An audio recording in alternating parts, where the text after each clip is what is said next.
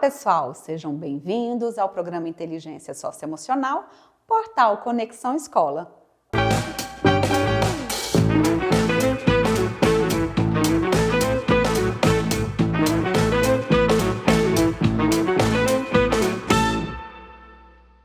Hoje abordaremos um tema necessário para o desenvolvimento pessoal e comunitário dos nossos estudantes, a mediação de conflitos.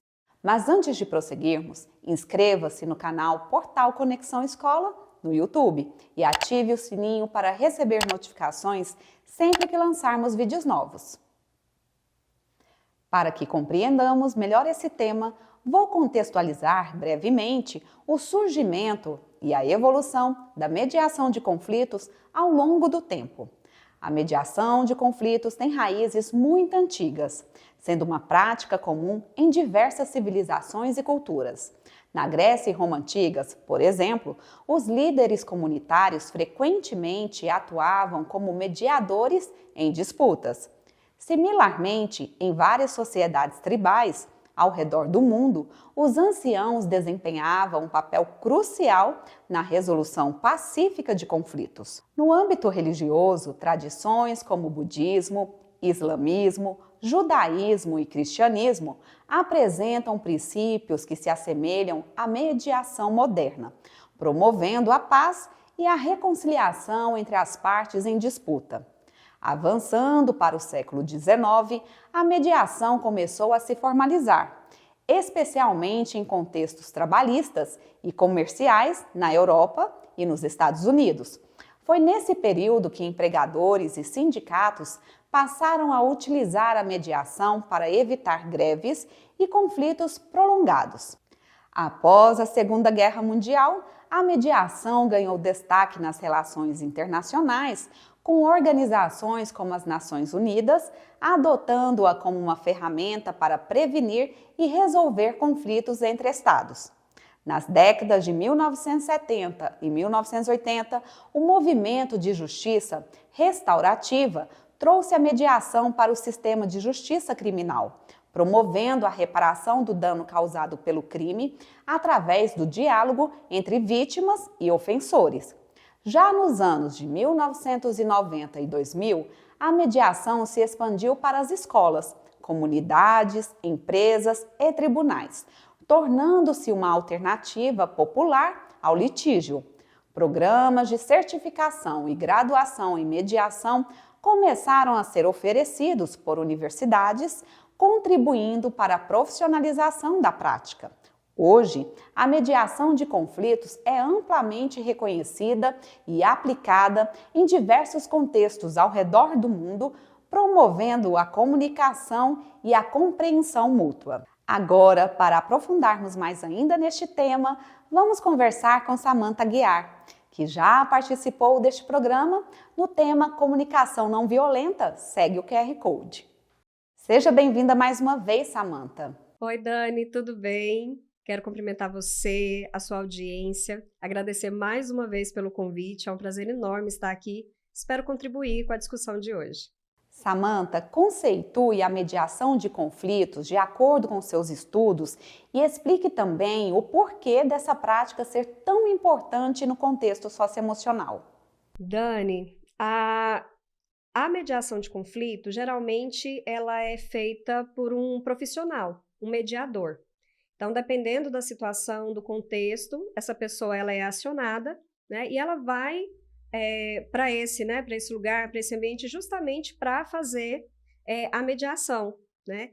Mas eu quero trazer uma abordagem diferente aqui. Eu quero que a gente pense em nós, como esses mediadores. Então, nós vamos sair lá da figura do profissional e nós vamos pensar em nós, nos conflitos que a gente enfrenta diariamente, nas situações que a gente vai, enfim, desenvolver ao longo do dia e as pessoas que a gente interage, justamente para trazer ferramentas para quando essas situações acontecerem, a gente conseguir olhar para esse conflito de uma maneira mais leve, mais tranquila.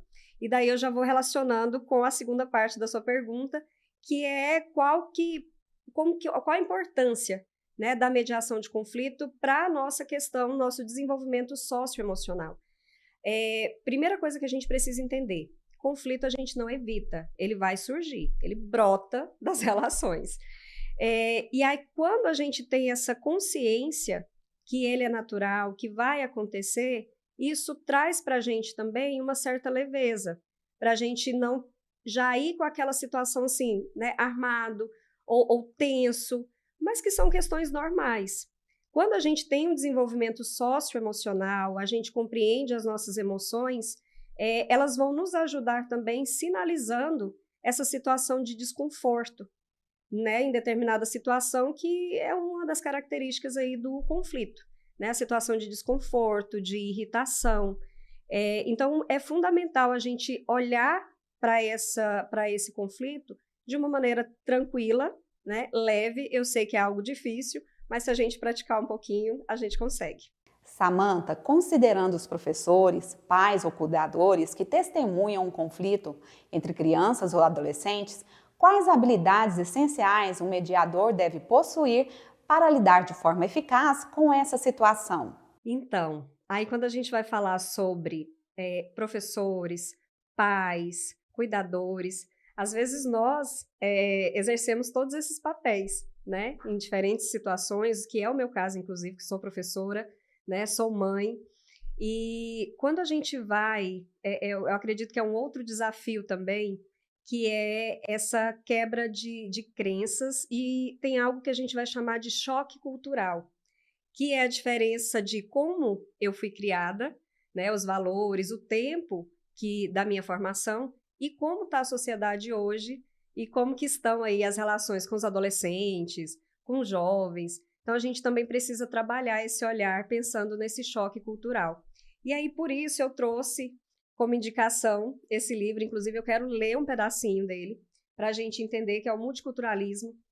E é justamente essa visão que eu falei das dicotomias, né? Da gente sempre rotular e colocar as pessoas envolvidas ali no conflito em lugares, né, ou opostos, ou já determinar o lugar que essa pessoa está. Então, olha o que o autor vai falar.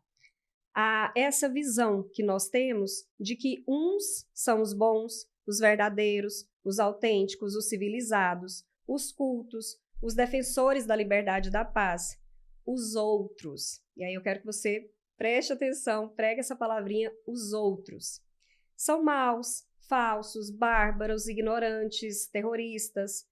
E aí, se nos situarmos no primeiro, o que temos de fazer é eliminar, neutralizar, silenciar, dominar ou subjugar os outros. Então, eu quis trazer essa parte para a gente refletir em como que a gente está vendo as pessoas envolvidas no conflito. Então, não tem isso de que um é bom, outro é mau, né? A gente precisa entender que os outros, e a busca, na verdade, é por humanizar, resgatar a pessoa que está envolvida, no sentido de olhar para ela enquanto ser, enquanto indivíduo, enquanto ser humano que ela é. E, principalmente, em qualquer contexto de resolução de conflitos, nós temos que praticar a escuta ativa. Primeiro de tudo, eu vou fazer a escuta, entender toda a situação, sem interrupção, sem dar conselho, sem dar palpite, é fundamental, principalmente com jovens, com adolescentes. Quais são os principais benefícios da mediação de conflitos, tanto para os indivíduos quanto para as comunidades? Eu acredito que só tem benefícios, na verdade, são muitos. Eu vou elencar alguns, mas o principal, quando a gente compreende essa dinâmica de mediação de conflito, é a gente trabalhar e não ter um comportamento reativo. E aí isso vai estar ligado também com essa questão da minha clareza quanto às minhas emoções, porque eu não preciso reagir, né, a uma situação de conflito, uma situação que já é estressante. Então, nesse momento, eu vou consultar ali como que eu estou internamente, vou observar também no outro quais são as suas emoções, o que ele está demonstrando com gestos, com a fala. Então, se eu consigo fazer essa observação, entender, sentir o contexto e não reagir, é um grande ganho. porque daí eu vou fazer uma escolha consciente de como que eu vou lidar com aquela situação. Então, isso é um ganho muito grande para o indivíduo.